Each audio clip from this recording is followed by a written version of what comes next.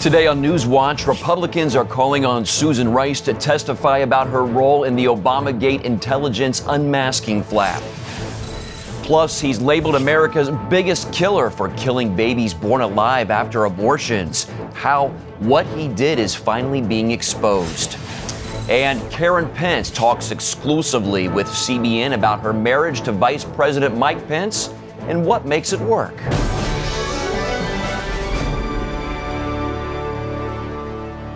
Thanks for joining us for CBN NewsWatch. I'm Mark Martin. The former national security advisor is denying charges that the Obama White House spied on and exposed President Trump or his transition team. Dale Hurd has the story. Former National Security Advisor Susan Rice claims there was nothing illegal and no smoking gun, despite reports that she sought to learn the identities of Trump campaign officials swept up in legal surveillance of foreign targets. And she says she never gave out any of the information she learned to the media. I leaked nothing to nobody, and never have and never would. There was no such collection surveillance on Trump Tower or Trump individuals. And it's very important to understand, by that I mean directed by the White House or targeted at Trump individuals. The White House is not supposed to investigate people. That is done by agencies like the FBI. And Rice's denial was not enough for Republicans. Kentucky Senator Rand Paul tweeted, "Smoking gun found." So now we know that someone in the Obama administration was eavesdropping and specifically searching a data bank looking for the Trump people. That's a big deal. Texas Senator John Cornyn tweeted Tuesday that Rice needs to testify under oath. The controversy around Rice comes as House Republicans and the White House are still at work to try to come up with an agreement on a bill to repeal and replace Obamacare. Vice President Mike Pence and House Republicans emerged from a 2-hour meeting last night just before midnight. It's good talk, making progress. It was a very productive meeting. We're making progress. The White House is offering a revised plan, more to Republicans' liking. All of this is taking place amid the Senate standoff and looming showdown on Supreme Court nominee Judge Neil Gorsuch. Because Democrats have enough votes in the GOP-controlled chamber to filibuster President Trump's high court nominee, which they did last night, Republicans are expected to change the Senate rules and use the so-called nuclear option to get Gorsuch confirmed, changing voting procedures to override the filibuster and confirm Gorsuch with 51 votes instead of 60. Senate Majority Leader Mitch McConnell has promised to have Gorsuch confirmed by Friday. Dale Hurd, CBN News. King Abdullah of Jordan will meet with President Trump at the White House today to discuss peace in the Middle East. The meeting comes after an Arab summit last week where they renewed an offer to recognize Israel in exchange for the West Bank, Gaza Strip, and East Jerusalem. That's the same deal they offered in 2002. Israel Ambassador Michael Oren says Israel is looking for the Palestinians to not just talk about peace, but actually mean it. Vice President Mike Pence and his wife have been in the headlines recently for choosing to build their marriage on biblical values. Second Lady Karen Pence recently opened up to CBN News about the role faith has in her marriage. She says it starts with putting God first and her husband second. And you mentioned your husband. What role does faith play in your marriage? Well, you know, it's interesting because when we first started dating, I remember saying something to Mike, something silly like, oh, you're my number one, And he stopped right there and he said, you know what? I'm probably going to disappoint you if you make me number one in your life, And what he was talking about was, you need to have God as number one. Jesus needs to be number one in your life. He doesn't mind being number two, but he just said, I'm human and I'm going to let you down. And so I think kind of having that focus and You can watch more of the CBN News exclusive interview with Mrs. Pence on our website at cbnnews.com. A longtime suburban Chicago mayor is leading in his re-election race despite criticism for supporting now President Donald Trump. Roger Clark has been Bolingbrook's mayor for 31 years, but angered some voters when he held a fundraiser last September for Trump. That gave his opponent, Will County Commissioner Jackie Trainier, the opportunity to beat out Clark, but Clark held on to the narrow 62-vote lead. The final vote tally will be official on April 24th. Meanwhile, in Ferguson, Missouri, voters have opted for experience over change. They re-elected Mayor James Knowles III for the third time. He has led the city through the fatal police shooting of Michael Brown and the 32 rocky months that followed. Knowles beat out City Councilwoman Ella Jones, who was seeking to become the first black mayor. This will be Knowles' final term in office. Ferguson voters also approved a ballot measure requiring police officers to wear body cameras at all times. After relentless boycotts, the NCAA says it may now allow North Carolina to host championship games again. The collegiate organization refused to hold events there due to North Carolina's highly debated bathroom bill that became law. It required LGBT people to use the bathroom associated with their biological sex, not their gender identity. The state's lawmakers voted last week to repeal it and replace it with a compromise law. Supporters of the original law said it would protect women and children from predators who may abuse the law in public restrooms. Critics of the law said it violates transgender rights. In international news, at least 83 people, including 25 children, are confirmed dead in the Syria chemical weapons attack.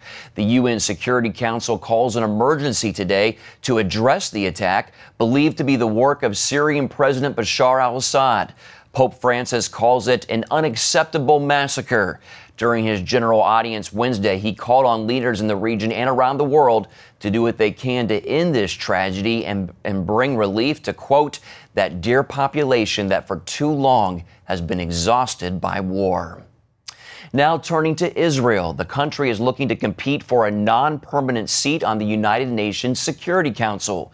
According to Politico's Kenny Dannon, the role would allow Israel to play a key leadership role in the UN, but it won't be easy, according to Dannon, as they need 2/3 of the General Assembly's vote, with other leaders at the UN often at odds with Israel. And you can find this story at cbnnews.com with a link to Dannon's commentary.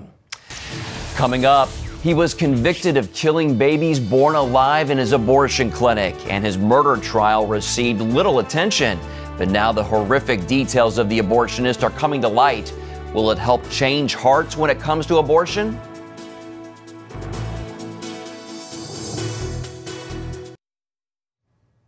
He's called America's biggest killer, but his murder trial received little attention in the mainstream media. A new book and movie about the 2013 case highlight the tragic abuses and hidden crimes within the abortion industry. CBN News reporter Charlene Aaron brings us the story from Hollywood. Abortionist Kermit Gosnell will spend the rest of his life behind bars for killing potentially hundreds of babies born alive at his Philadelphia clinic. You do the math. Detectives think he killed hundreds, perhaps thousands of babies in over 30 years. So he's America's biggest serial killer. According to the grand jury report, Gosnell killed the babies by severing their spinal cords with scissors. Investigators discovered refrigerators full of aborted fetuses in his offices. Jurors also convicted the 76-year-old of manslaughter after he botched an abortion, killing a 41-year-old immigrant. In their bombshell new book, Gosnell, The Untold Story of America's Most Prolific Serial Killer, Phelan McAleer and his wife Ann McElhinney highlight in graphic detail the abuses that took place. The couple told CBN News how they came to investigate the case, largely ignored by major media outlets. There's nothing more voiceless than these children that were born alive and murdered by Kermit Gosnell, who cried, who breathed, who moved, who struggled for life, one who swam in a toilet. And the fact that nobody, no mainstream journalists wanted to tell those stories in graphic detail and on and on and on, and repeated stories in the New York Times is bizarre. One journalist providing trial coverage, USA Today columnist Kirsten Powers, criticized fellow reporters. You don't have to oppose abortion rights to find late-term abortion abhorrent or to find the Gosnell trial eminently newsworthy, wrote Powers. This is not about being pro-choice or pro-life. It's about basic human rights. The deafening silence of too much of the media, once a force for justice in America, is a disgrace. McAleer and McElhinney also attended the trial, something they admit was both eye-opening and life-changing. When I was younger, those images that you'd see from protesters, from pro-life activists, there was pictures, very graphic images, and I mistrusted them. I thought they're photoshopped. We were covering this as journalists. We went through all the evidence. We went through all the trial transcripts, and we also went through all the exhibits that were shown during the trial, including the photographs of the 47 bodies that were recovered from the clinic. What was very clear to me was the humanity in all those photographs, and that these were real human beings with little fingers and nails.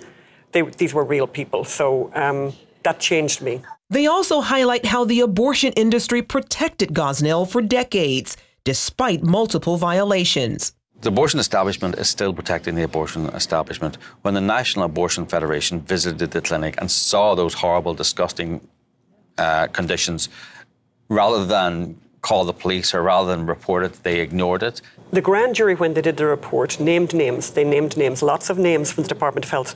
There was one person who got anonymity in that report, and that's the person who was the National Abortion Federation inspector. That person was given anonymity, and I think it's a question worth asking. How did that person get anonymity? The pair also visited Gosnell in prison, where they say he exhibited bizarre behavior, including inappropriately touching McElhenney's leg and singing to her in French. He's very, very relaxed and talking about poetry and talking about music.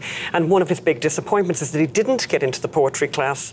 The disconnect between reality, the reality of who he is and what he's done, and the way he appeared to us was staggering. Kermit Gosnell believes history will vindicate him.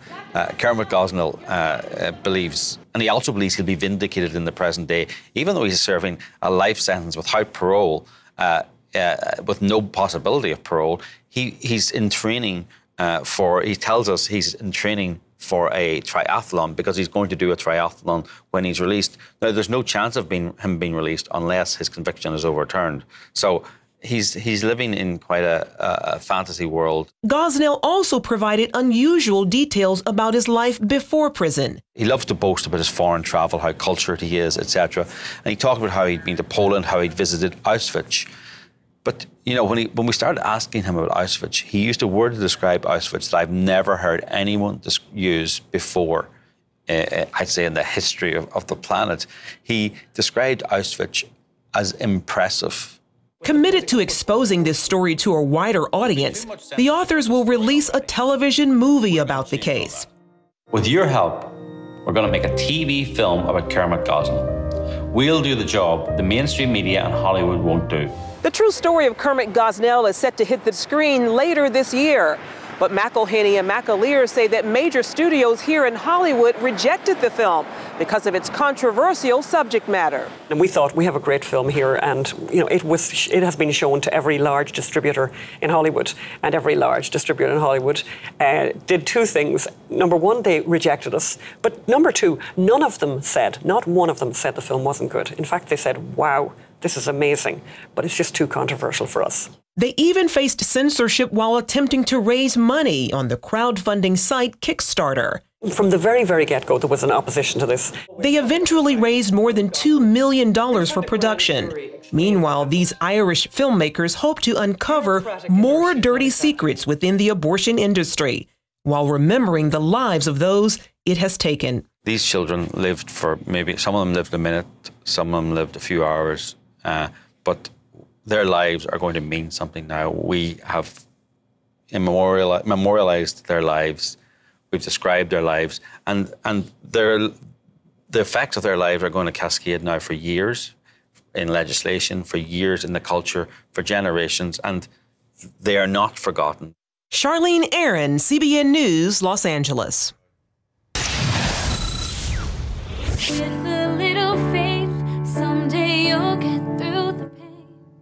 Up next, she uses her music to do more than entertain. How one woman is bringing hope to one group of people she can truly relate to.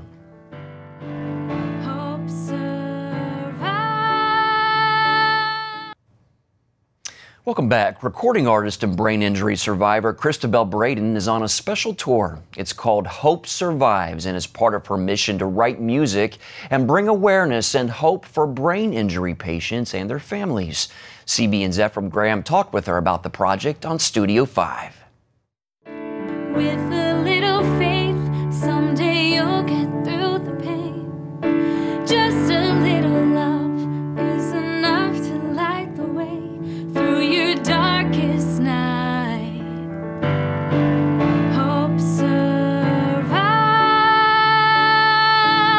This project is called Hope Survives. I had a really serious traumatic brain injury just over 9 years ago.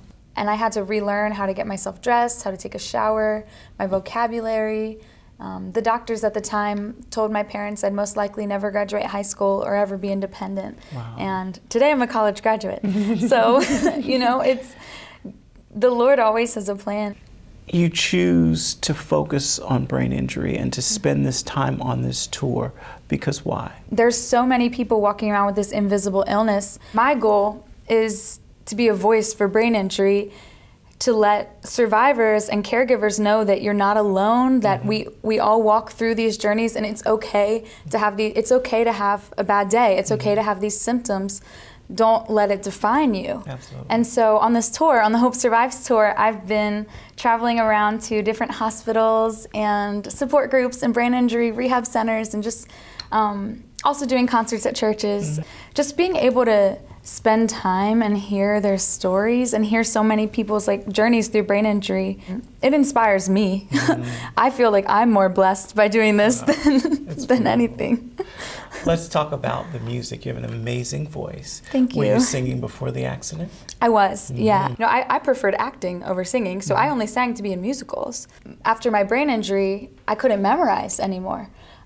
You've seen Finding Nemo, you know Dory? Yeah, sure. Okay, that's not an exaggeration. I would literally forget that I ate breakfast, go in the other room, and be like, oh, it's morning, and go back and eat another bowl of cereal. And then I'd put the milk away in the pantry, and the cereal away in the refrigerator, and, you know, trying to get dressed, I'd put my socks on over my shoes, because, you know, I knew it went on my foot, but I just didn't remember what order. All these things were just jumbled up and mixed up, and we had a piano. I had taken piano lessons as a kid, but I quit by the time I was 10. Like, I was just not interested. It was too hard work to practice.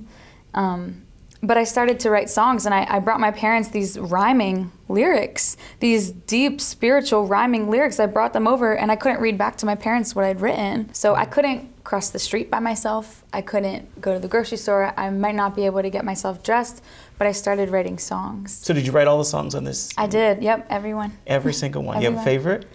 Probably my favorite's Hope Survives. Hope survives. How long did it take to write that? Well, that song I actually wrote within like 45 minutes one day. I looked up at the stars and I just heard in my head, I took a step and I heard, with a little hope you can make it through today. And I took another step and I heard, with a little faith someday you'll get through the pain. And I was like, okay. And I got back to my dorm and I was like, what song is that? I'm looking through my iTunes, like trying to figure out what it is. And it was not any song. And I knew I was supposed to write it. So I went to our music building, and they have piano rooms, practice rooms, and I sat down and just wrote it, put it out as a single. I started to get all these emails and messages like flooding my inbox about how this song was affecting different people with brain injuries. I just was like, all right, so everyone who sent me an email and different people, we created a music video with holding up how hope survives in their life. Hope survives. What's next for you? The world usually likes to tell us to be yourself and, you know, follow your heart and do what you want to do and like be yourself and all these things. But if yourself can change from one hit to the head, then that's not who you are. We identify ourselves as what we like, what we don't like, our Facebook profile, what we put in about me, right? You put in what you like. But that's not about me. Like, I've had to learn that I'm a child of God, and that's my identity, and nothing can take that away from me or anybody. Like, a brain injury could happen to anyone. Absolutely. For me, because of that and because of everything I know that God has me in the palm of his hand, just like he has all of us there. Absolutely. And I try to every day just walk out step by step where he would have me go and just listen. Wow, what a powerful testimony. She is an amazing young woman of God. We'll be right back with more of CBN NewsWatch. Stay with us. The White House has just released the first official portrait of First Lady Melania Trump. The photo was taken in her new residence at the White House, showing the First Lady dressed in a black blazer with a black scarf around her neck. Mrs. Trump says she's honored to serve as First Lady. And here are a few facts about the First Lady you might not know. She became a United States citizen in 2006. Melania is only the second First Lady born outside of the United States. The first was Louisa Adams, wife to John Quincy Adams, the nation's 6th president. And she married Donald Trump in January 2005. In March of 2006, they welcomed their first child, Baron William Trump. And her platform is fighting cyberbullying among youth. And one of my favorite memories of Melania Trump is when she gave the Lord's Prayer at a rally in Florida for her husband. That was awesome to hear her pray like that. Well, that's it for now on CBN NewsWatch. You can find more of our exclusive coverage of the issues you care most about at cbnnews.com. Have a great day.